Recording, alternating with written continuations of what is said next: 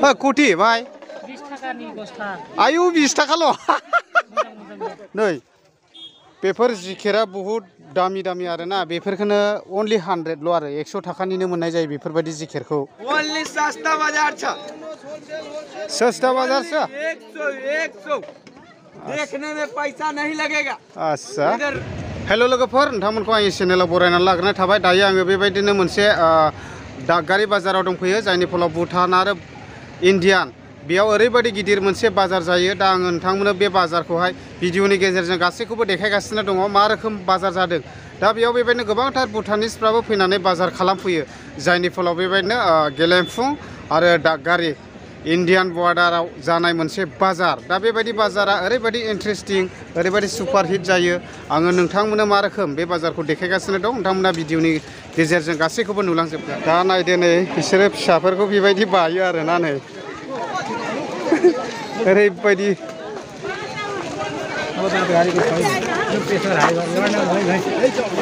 वाव सोरनोबा camera stand नांगौब्ला आरोना नै ओरैबायदि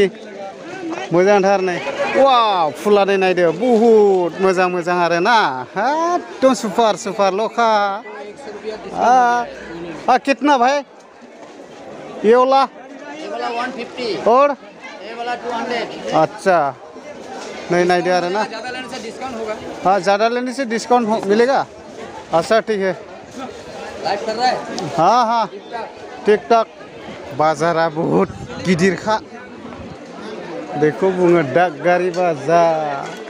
बासन पुत्र आरोना आं सिङाव हाबगासिनो दङ बेथ' आरो हलसेल बायदिखा नै मा आच्छा कम्पानिफोरा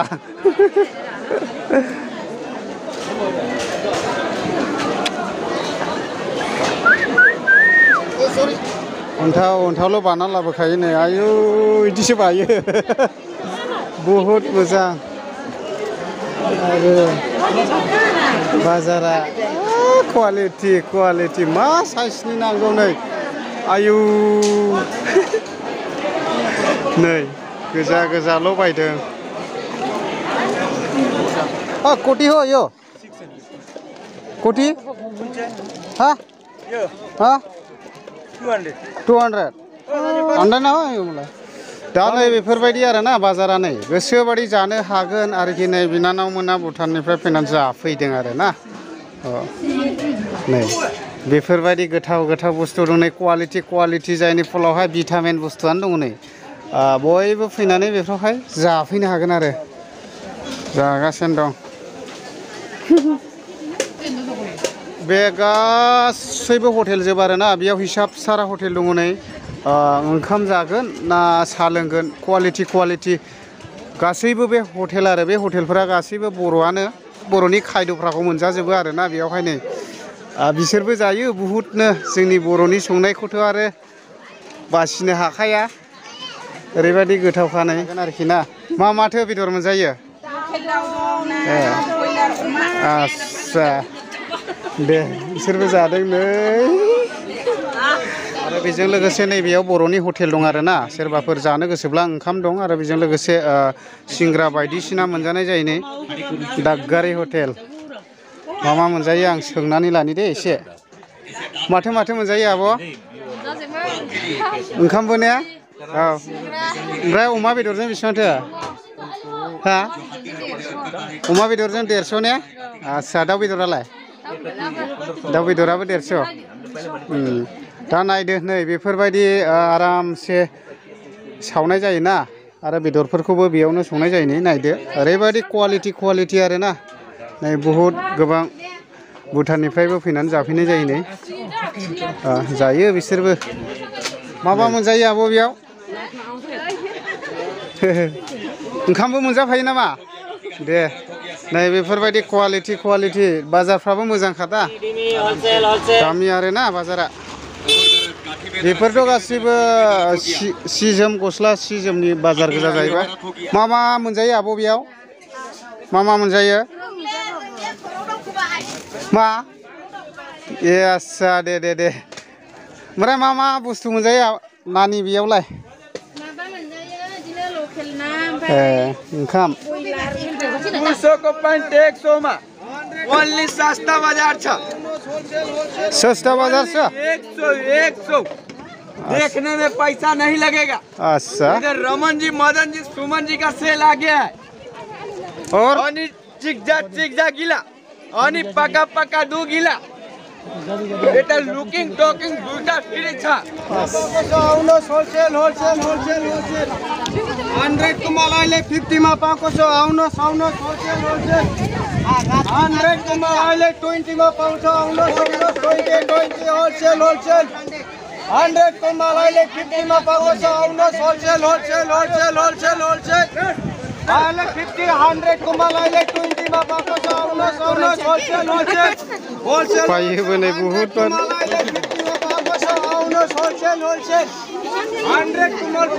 आया धमाकार गस्ला सि आरो ना मा साइजनि बायनानै गाननो आयु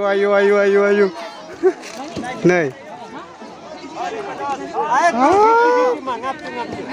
कोटी नै 40-50 40 टाका 50 टाकानिबो गस्ला दंलायो आरो ना कोटी 50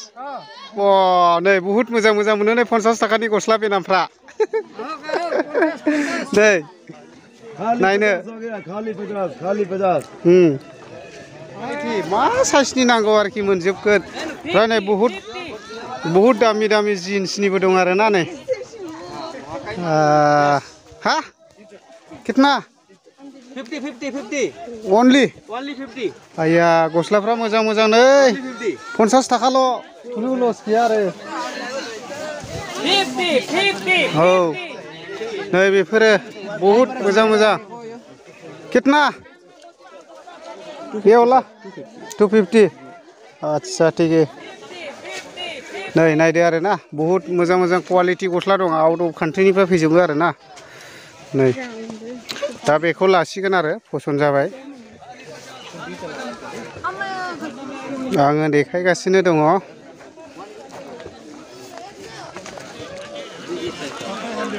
नै ओरैबो नै हाउस एभेलेबेल गस्ला सि आरो सोरनोबाफोर बेदर नांगौबा आरामसे लांनानै जाहैनो हागोन नै केजियाव बेसेबां फानो आब' केजियाव बेसेबां फानो बेयाव 300 फानो ने आच्छा नै बहुत परिश्रम खालामनानै फानो आरो ना औ दागारि बाजार जोंनाथ' ओरै खैला मैलासो जाहैबाय औ ओमफ्राय बेजों लोगोसे सोरबाफोरनो आसाम ट्रेक्टर नांगौबा नै बेयावहाय अमा बेदर आरो ना गोसोबादि लानानै दैलामाव हांख्रेमनानै जाहैनो हागोन आरो औ ना नांगौबाबो नै बहुत दं आरो ना क्वालिटी औ बेनो जादों जाहैबाय दागारि बाजार जायखौ बुङो भुटान आरो इन्डिया बर्डार नोंथांमोना नै ओरैबादि सागरनि नाथुरबो मोनजागोन आरो ना नै क्वालिटी मोनजाजोबगोन आरो बेयावहाय नै खुनु जेबो मोननैनि बुस्थुआनो गैया आरो ना नै बेफोर नाथुरा बहुत गिदिर आरो ना नै नायदो नै ओइ बिहारि दखान এটা কেজি কিমান হ্যাঁ কত ও বা नाथुरा 1000 नो केजियावनो मामुलि नङा नायदो नै बहुत दं आरो ना सिम्पोल बेखौल' नाहरनानै दोनदों आरो जानो गोथाव जाखागोन बुस्थुआ आंथ' आरो बिदि गिदिरखौ बायनानैबो जाफेरनाय जायाखै ओमफ्राय नै ओरैबो आब'आ फानगासिनो दङ बेदर सोरनोबाफोर जुदि नांगौबा क्वालिटी बेदर मोननाय जागोन कोटि भाई 20 टाकानि गस्ला आयु 20 टाकाल' दा नायदो नै 20 टाकानिल' आरो ना अनलि 20 रुपिस आरो 20 टाकानिल' गस्ला बहुत मोजां दङ नै नै बेफोराव नै गोसो बायदि बायनानै गानहैनो हागोन आरोखि 20 टाकाल' आरोखि बेफोरो अनलि ओरैबायदि मोजां नै बायदों बिथांमोनाबो 20 टाकानिल' नै जुवेल ब्र'आबो दंफैयो 20 टाकानिल' गस्ला दं बहुत बरिया दागारि बाजारसो ना मा बुङो ओरै फरेन कान्ट्रि खाथि भुटान बर्डाराव नांजाबनाय एटास आरो ना बेरायनो फै क्रिसमास बाजाराव फै क्रिसमास बाजाराव साबसिन जायो आलादायानो मजाखा मजायानो आलादाखा बे ब्रादारमोना बेफोरबायदि परिश्रम खालामनानै फानो आरो ना नै अमा बेदरा दागारि बाजाराव बेसेबांथाय ब्रादार 300 ने अनलि 300 ल'खा नै 300 टाकानि लादो आरामसे गोसोबायदि हांनानै जालांनो हागोन आरोखि दैलामबारियाव धामाकारल' मोनगोन आरो ना बेयावहाय गस्लाफ्रा नै मा रोखोम क्वालिटीनि नांगौ फारसेनिफ्राय मोनजोबनाय जागोन नै नायनानै लादो नै बहुद बायो आरोना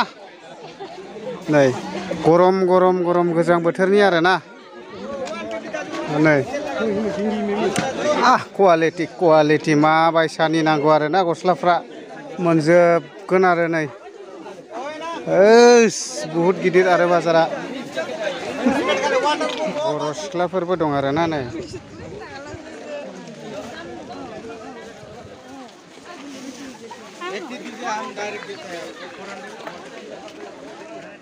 लादु लादु लादु नै बहुत क्वालिटि क्वालिटि बेजों लोगोसे गुटखा ब्रादारनि बिदा साथा फांथेदोंब्ला गुटखा ब्रादारनि बिदा बहुत भुटानिसफोर फैयो इन्ट्रेस्टआनो आलादाखा आरोना मजायानो बायनो गोसोबा बायनानै गाननो हागोन नै बहुत सिख्लाफ्राबो गानो आरोना जायनि फलाव नै दामि दामि मालदार मालदार मानसिफ्रानो बायनानै गानो भुटानिस 350 350 आच्छा बेयाव माने एसे दाम होनदोंलाय आरोना बियो ओमफ्राय हनै शर्ट पेन्टफ्रा मा साइजनि लानाय नै बहुद दङ नै शर्ट पेन्ट शर्ट ओ भाई ये कोटी हो 100 को 100 थाखाल' नै बहुद मोजां मोजां क्वालिटि नै बेफोर जिकेटआ बहुद दामि दामि आरोना बेफोरखौनो अनलि 100ल' आरो 100 थाखानिनो मोननाय जायो बेफोरबायदि जिकेटखौ होमबाथ' बहुद लस गैया बेखौ जुदि गोदानाव बायोब्ला गैयाब्लाबो 4000 5000नि गस्ला बियो दा नै क्वालिटि क्वालिटि अनलि 100 100 थाखानि नै बहुद मोजां मोजां सुइटार कुनु लस गैया आरोना नै बेफोरो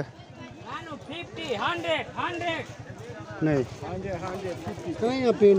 50 थाखाल' बावसो नो अबा बहुद मोजांथार अब्ला लोगोफोर दिनैनि दागगारि इन्डियान आरो भुटान बर्डार बाजारखौ देखायनाया एसेयावनो दोनथ'नाय जाबाय नोंथांमोनाबो फैनानै बेरायफैनो हागोन ओरैबायदि इन्ट्रेस्टिं बाजारा बहुद गिदिर जायो बाजारा जायनि फलाव ओरै भुटानिसफ्राबो बहुद फैयो बाजार खालामफैयो दा नोंथांमोनाबो बे बाजाराव फैनानै ओरैबायदि इन्ट्रेस्टिं बेरायफैनो हागोन आरो बेनो जादों जाहैबाय गेलेमफुं साखाथियाव थानाय मोनसे दागगारि बाजार अब्ला लोगोफोर दिनैनि भिडिअखौ नायनानै नोंथांमोना मोजां मोनदोंब्ला लाइक आरो शेयार कमेन्ट खालामदो अब्ला भिडिअआ एसेनोसै लोगोफोर बाय बाय